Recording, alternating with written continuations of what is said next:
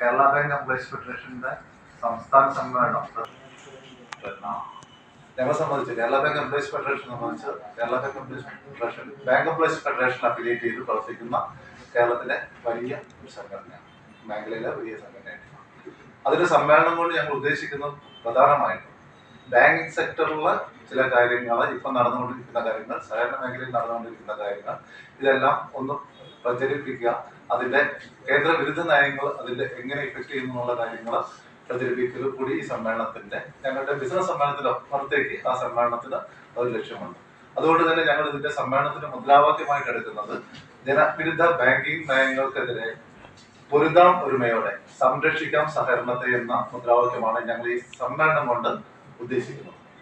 അതുമായിട്ട് ബന്ധപ്പെട്ട് കേരളത്തിൽ അങ്ങോളം ഇങ്ങോളം ഞങ്ങൾ അനുബന്ധ പരിപാടികൾ നടത്തിയിട്ടുണ്ട്.